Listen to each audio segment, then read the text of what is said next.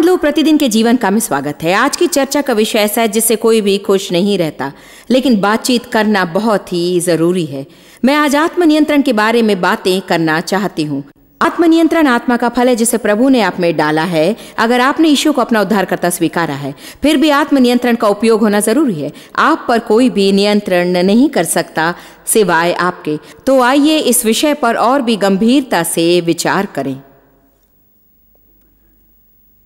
आसक्त व्यवहार। हम बातें आत्मनियंत्रण से शुरू करते हैं क्योंकि हमें उसकी जरूरत है।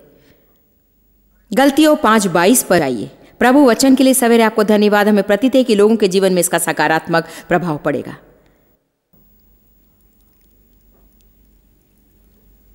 आत्मनियंत्रण। स्पष्ट है कि यदि आत्मनियंत्रण है तो उस नियंत्रण को प्रयुक्त मुझे ही करना पड़ेगा, है ना? ऐसा नहीं हो सकता कि मैं किसी बाहरी प्रभाव के मेरे लिए करने की प्रतीक्षा करूं। अपने पर नियंत्रण मुझे करना है पवित्र आत्मा की सामर्थ्य के माध्यम से। पद 22 पर पवित्र आत्मा का फल क्या प्रमाण है कि हमारे भीतर पवित्र आत्मा का वास है? प्रमाण होना चाहिए।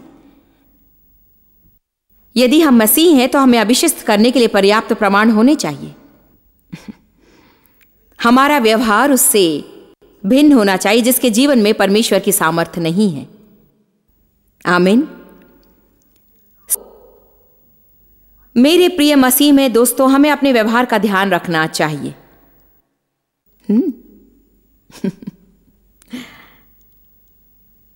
हमारा व्यवहार महत्वपूर्ण है और दबाव में हम कैसे बरतते हैं यह हमारे चरित्र बल के बारे में बतलाता है।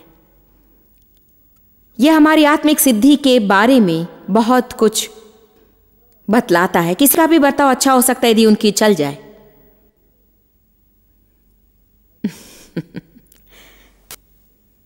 आत्मनियंत्रण के लिए मैं कृतज्ञ हूं क्योंकि प्रभु ही जानता है हमारा क्या हाल होता है यदि हमारे पास ये थोड़ा बहुत भी ना होता।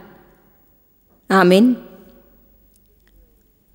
पर आत्मा का फल, काम जो हमारे भीतर उसकी उपस्थिति से फलीभूत होता है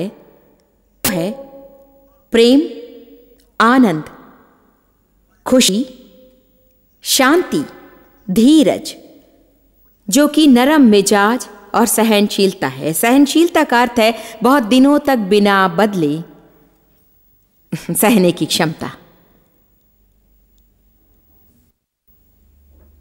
कृपा, भलाई और विश्वास, नम्रता, दयालुपन और विनय और आत्मसंयम भी है। अब जान पड़ता है कि आत्मा का फल वास्तव में प्रेम का फल है। आत्मा का फल प्रेम है। और यदि आप पहले कुरिन्थियों में प्रेम का वर्णन पढ़ें तो आप देखेंगे कि ये और चीजें वे ही हैं जो प्रेम है। मुझे कुछ साल पहले एक दिलचस्प चीज दिखाई दी और यदि आप थोड़ी देर के लिए अपनी कल्पना का इस्तेमाल करें, यदि प्रेम क्रम शुरू कर दे और उसमें से आते हैं आनंद, शांति, धीरज, भलाई, कृपा, दीनता और नम्रता, आत्मनियंत्रण ही इनको जगह पर रखे हुए हैं। मेरे ख्याल से जिस क्रम से तालिका में उनके स्थान है वो दिलचस्प है। प्रेम शुरू कर देता है क्योंकि यदि मैं आपसे प्रेम न रखूं तो मैं कृपा न दिखाऊंगी। प्रभु के लिए मेरा प्रेम, लोगों के लिए प्रेम ही मुझे उनके प्रति भला बनाएगा। आत्मा का प्रत्येक फल प्रेम से संबंधित है। बाइबल भी कहती कि प्रभु का प्रेम नियंत्रित करता है, अर्थात काबू में करने के लिए मदद करता है। मगर हम आत्मा के फल में काम नहीं करने वाले हैं आत्मसंयम के बिना। क्योंकि उस दिन क्या होता है जब मुझे उठते ही अच्छा व्यवहार अच्छा नहीं लगता, या क्या होता है उस दिन जब एक बार और दीन बनना नहीं चाहती, मैं सिर्फ सही होना चाहती हूं। बस बात इतनी सी है। मैं उन दिनों में क्या करूंगी जब बिस्तर से उठते ही लगता है कि रात भर जागती रही और नाखून खाती रही हूं। क्या आपको इससे घृणा नहीं कि सोते समय तो सब कुछ बढ़िया और उठते समय सब गड़बड़ी है, मगर आपको लगता है कि किसी को कस के तमाचा चढ़ दे?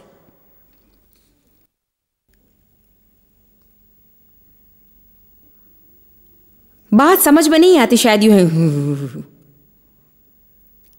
है आमीन। अच्छा, तो उन दिनों में क्या होता है? हमें संयम से काम लेना पड़ेगा।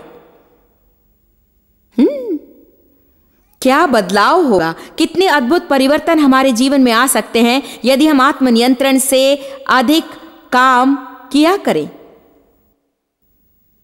यूं पेश आइए कि आपको पसंद है। नहीं तो मुझे प्रचार करने में उतना समय लगेगा।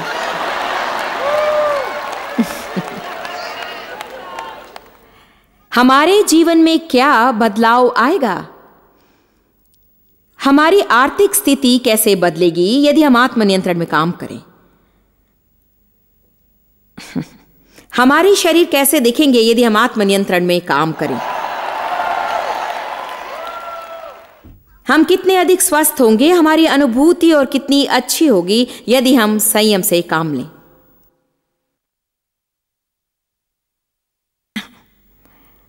आत्मनियंत्रण हम में है। आत्मा के सारे फल हम में हैं, मगर आप कह सकते हैं कि वे मांसपेशियों की तरह हैं। यदि आप उनसे व्यायाम न करवाएं तो वे तो वहीं रहेंगे, मगर उनमें कोई विशेष शक्ति नहीं होगी। देखिए, दान दिए जाते हैं, फल विकसित होता है। कुछ लोगों का दान उन्हें थोड़ी दूर बढ़ाता है, किंतु ये प्रभु का सामंजस्य में डाल देते क्योंकि वे पर्याप्त फल उत्पन्न नहीं करते जिससे दान को सम्मानीय सहारा मिले। मुझे दान लोगों के सामने बोलने का और संचार का बहुत ही प्रभावशाली दान है, मगर व्यक्तिगत जीवन में यदि लोगों से मेरा बर्ताव बुरा हो, मेरे साथ निभाना कठिन हो, पति से बहस करती रहूं, बर्ताव बुरा हो, सेवक सेविकाओं से बर्ताव रूखा हो, शॉपिंग में रूखी बातें करूं, तो जानते हैं क्या होगा? परमेश्वर के राज्य को चोट पहुंचेगी और इससे मसीहत के सुनाम पर धब्बा लगने लगेगा।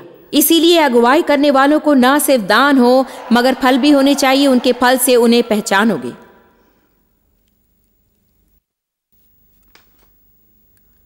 अनुशासन आत्मनियंत्रण का एक और नाम है।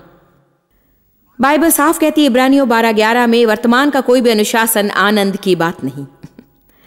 आत्मनियंत्रण से अच्छा लगने की बात की आशा ना करें, क्योंकि नहीं लगेगी। हमें अच्छा लगने की लत है और उससे पिंड छुड़ाना है। हम सोचते हैं कि करने से पहले हर चीज अच्छी लगनी चाहिए।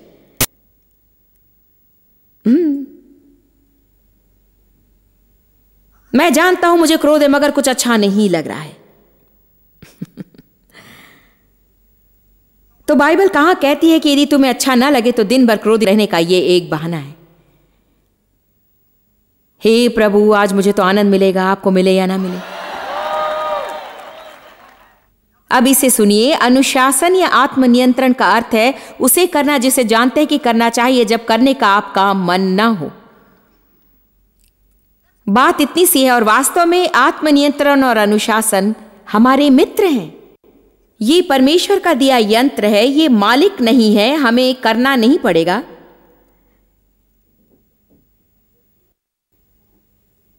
किंतु हम आत्मनियंत्रण का प्रयोग कर सकते हैं योग्य बने रहने के लिए। अपने आप पर नियंत्रण करना है। कहिए, मुझे नियंत्रण स्वयं पर करना है। हम औरों पर नियंत्रण करने में बहुत व्यस्त रहते हैं।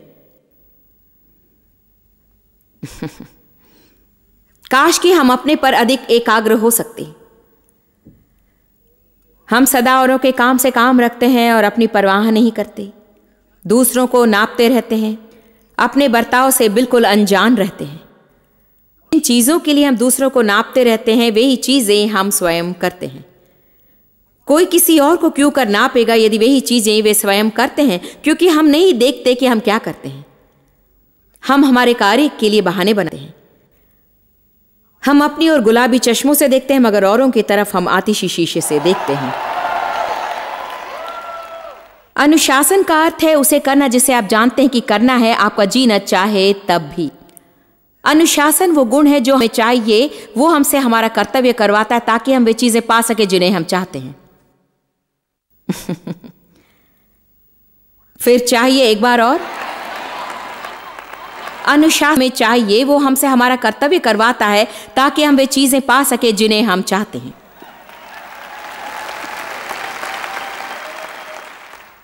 क्या आप सोचते हैं कि आज मैं यहां खड़ी होकर टेलीविजन पर दुनिया भर के लोगों को परमेश्वर का वचन सुना रही हूं अनुशासन की पृष्ठभूमि के बिना ही? क्या आप सोचते हैं कि मैं सदा उठकर जो चाहूं बस करती रहती हूं? नहीं, मेरे जीवन में कई बार ऐसा हुआ है जब सब लोग बाहर आनंद लेते थे और मैं घर पर अध्ययन किया करती हूं, मगर यह बहुमूल्य था। भाग्य को संपूर्ण करना मूल्यवान है। आमीन। यदि मुझे वजन कम करना है तो मुझे अनुशासन में आना है कि हर दिन मीठा ना खाऊं या 4, 5, 6 सोडा पॉप्स ना पीऊं। यदि मुझे वजन कम करना है तो मुझे अनुशासन में आना है कि पेट भरते ही प्लेट को आगे सरका दूं, न कि बाद में भी आधा प्लेट और खा लूं ताकि परेशानी में मुझे और क्रोध आने लगे।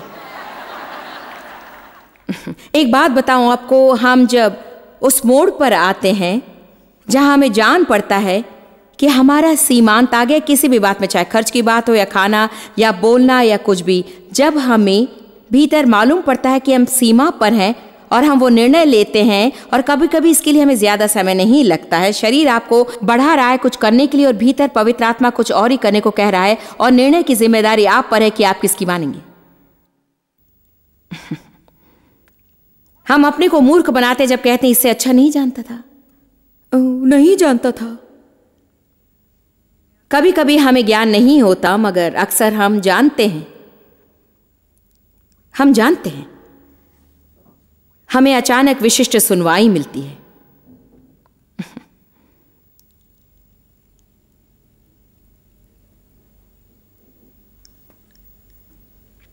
आमीन। सो हम जब जानने की उस सीमा तक पहुंचते हैं कि हम पूर्ण हैं, खर्च काफी कर लिया, काफी कह भी लिया, और हमने काम भी बहुत किया है और अब हमें विश्राम चाहिए, स्थिति जो भी हो, काफी देर तक टेलीविजन देखते रहे, अब उठकर हमें कुछ और करना चाहिए जिससे कुछ फल उत्पन्न हो। जब हम वहां पहुंचते हैं, मेरी बात सुनिए, जब हम वहां पहुंचते हैं और वो निर्णय लेते हैं, वो छोटा सा मल्लयुद्ध हमारे शरीर के साथ, क्योंकि बाइबल कहती है कि शरीर और आत्मा सदा एक दूसरे के विरोधी हैं। एक छोटा सा युद्ध यहां सदा चलता रहता है। मैं अपनी देखभाल करूं, प्रभु में भरोसा करूं, उन्हें जाकर भेज दूं, परमेश्वर को दोष मुक्ति देने दूं। समझ रहे ना? इस समय तो मुझे प्रभु से यही दिखाई देता है, जब हम उससे आगे निकलते हैं और हम बढ़कर शरीर में चलते हैं तो हम क्रोध के शिकार होते हैं। हमसे निभाना सबके लिए कठिन हो जाता है, क्योंकि अब दबाव का अनुभव करते हैं, क्योंकि हमने प्रभु की मानी नहीं और हम दुनिया भर के बहाने बनाने लगते हैं, जबकि सच्चाई यह है कि हमें शुरू में ही प्रभु का कहना मानना चाहिए था।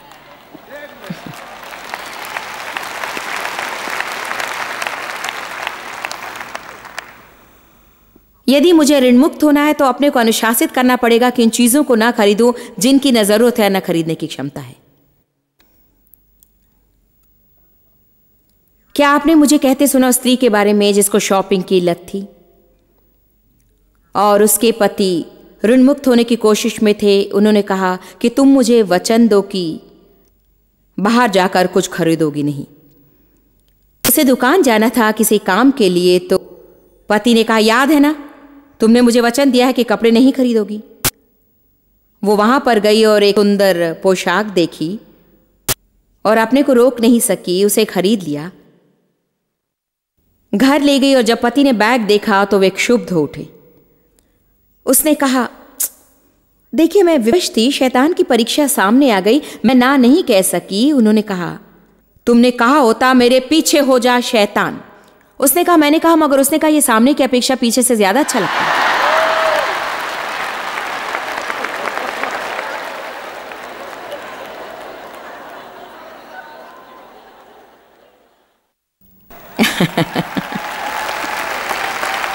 यदि मुझे वो स्वतंत्रता चाहिए हो जो यीशु ने अपने वचन में कहा था।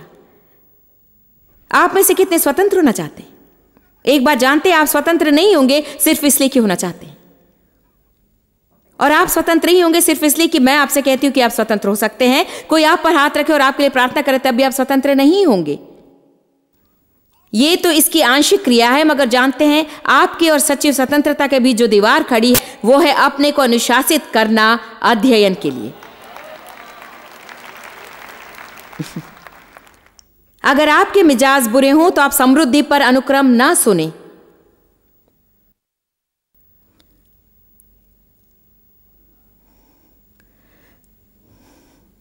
आपको अपने धन या पॉकेट बुक की चिंता करने की जरूरत नहीं।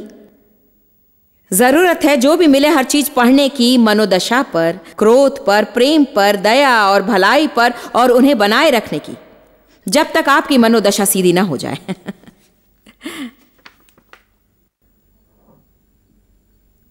पहले खोजो परमेश्वर के राज्य को और उसकी धार्मिकता को, विस्तृत बाइबल कहती है उसके चाल चलन को, और ये सारी चीजें जोड़ दी जाएंगी।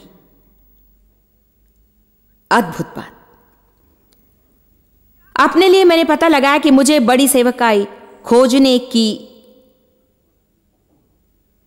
बिल्कुल जरूरत नहीं है। मुझे केवल परमेश्वर को खोजना है और उसकी चाल ढाल को खोजना है। सब लोग कहिए मेरा बर्ताव महत्वपूर्ण है। कई लोगों से मेरा बर्ताव प्रभु के लिए महत्वपूर्ण है। जब मैं गलत हूं तो गलत हूं, मुझे इसके लिए बहाने नहीं बनाने चाहिए, मुझे मान लेना चाहिए।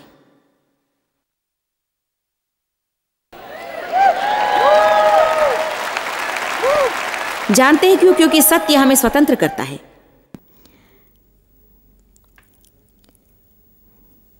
यदि मैं वो स्वतंत्रता चाहूं जिसका यीशु ने वादा किया था, तो अध्ययन का अनुशासन होना चाहिए कि मैं दूसरे विश्वासियों से और परमेश्वर से सहभागिता करने के लिए पर्याप्त ज्ञान पाऊं। जो मैं जानती हूं उसके लिए परमेश्वर का धन्यवाद। कुछ साल पहले तक तो मेरी समझ में ही नहीं आया था कि मैंने अपने पर कितना बड़ा एहसान किया है, अनुशासित होकर इतने साल पढ़ाई करके, क्योंकि अब मुझे थोड़ा बहुत ज्ञान है जो शैतान कभी छीन नहीं सकता। आमीन। देखिए, मैं आपकी प्रशंसा पाने के लिए ऐसा नहीं कह रही हूं। बहुत से लोग चीजें तो चाहते हैं लेकिन कीमत चुकाना नहीं चाहते हैं। दूसरों ने जो पाया उससे जलन ना करें, क्योंकि उन्होंने जो किया वो आपने नहीं किया। प्रभु की प्रतिज्ञा उन सभी के लिए है जो वो सब करते हैं जिसे करने के लिए प्रभु ने कहा था, और जो प्रभु का वचन कहता है कि वे पा सकते हैं। आमीन। क्या मेरी रॉकिंग चेयर देंगे?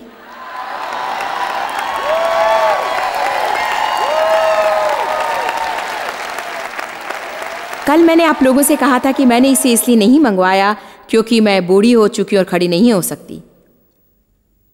इसे यहां उदाहरण के तौर पर दिखा रही हूं, क्योंकि जब आप इस पर बैठकर झूठते हैं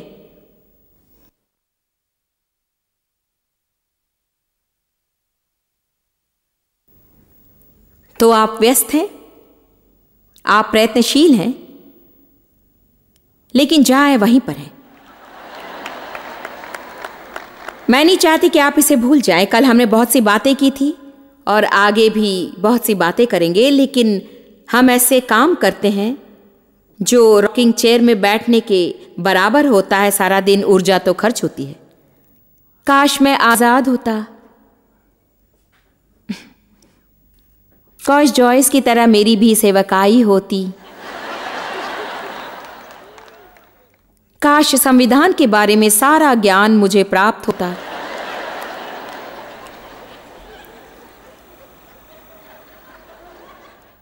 काश मैं ज्यादा मोटी ना होती। काश मैं ऋण में ना होता। काश मेरा घर साफ होता।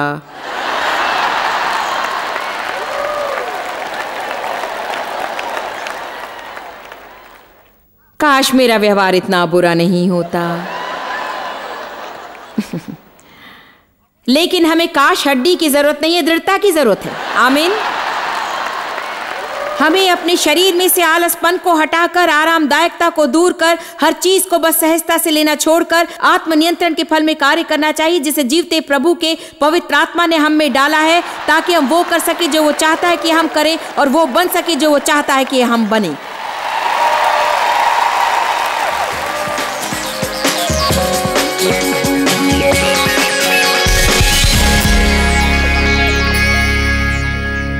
मेरा विश्वास है कि हम ऐसे समाज में रहते हैं जहां बहुत से लोग नियंत्रण से बाहर हैं और चीजों का नशा होना आसान हो जाता है। नशा नशीली चीजों या शराब का होना जरूरी नहीं, आपको काम का नशा हो सकता है, टीवी का, चिंता का नशा हो सकता है, या फिर बहस का। नशा वो है जो हम पर नियंत्रण करता है, लेकिन हमें निर्णय लेना है कि हमें किसी और चीज का नहीं, सिर्फ यीशु का नशा हो। दूसरे शब्दों में, मुझे सब बातों में यीशु की आवश्यकता है, लेकिन ये दूसरी चीजें ना भी हो तो कोई परवाह नहीं। चीजों को आप पर नियंत्रण ना करने दे, जीवन में पवित्र आत्मा को आप पर नियंत्रण और अगुवाई करने दें।